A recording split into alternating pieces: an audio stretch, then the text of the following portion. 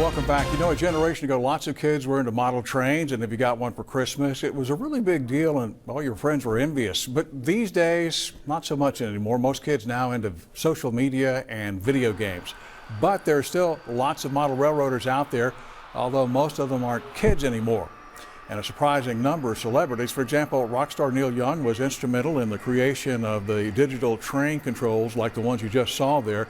He's a part owner of Lionel Trains. Singer Rod Stewart, who built a whole city for his train set while he was on tour, made a phenomenal layout. It was on the cover of a magazine there in December of 2010. That was Model Railroader magazine. He said being on the cover meant more to him than being featured in a music magazine. We also have some model train enthusiasts right here in Corpus Christi.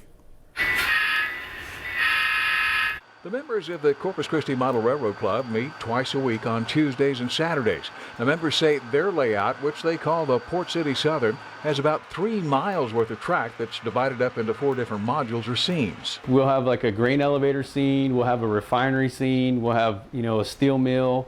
It's just everything you'll kind of see in the aspects of the real world. We'll have it here, so you can kind of travel. You're traveling around the United States when you're on our layout. Jeremy Hernandez is the vice president of the club. Now, he says he didn't get into model trains until he got out of the service, and it's his way of relaxing and blowing off a little steam.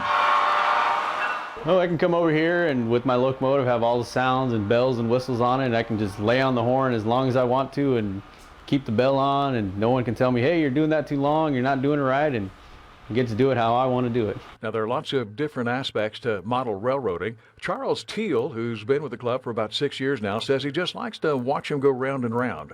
I like running the trains, and I love putting cars together. I'm not so good with the electrical part of it, but putting the cars together, make sure they look right, weighing them and all that, that's what I like about it. Now, some folks like working with the tracks and electrical systems, and some like making the trains look authentic or constructing the scenery in the buildings. Oh, definitely. I mean, you have all shapes, sizes of buildings, different colors of cars, everything. You can make, your plastic shiny car look like something you see on the real world with rust, grime, dirt.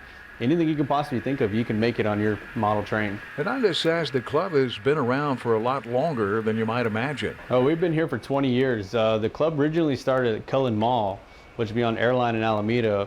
Once that was torn down, they came over here, and they've just been keeping it going ever since for about 20 years now. And in case you're wondering, over here is the old city fire station on Louisiana Parkway.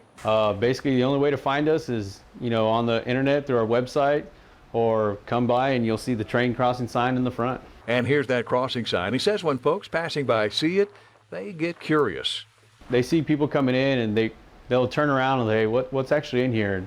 But, we're always open to the public. We're not private, so come free, knock on our door, and we'll be here Tuesdays and Saturdays.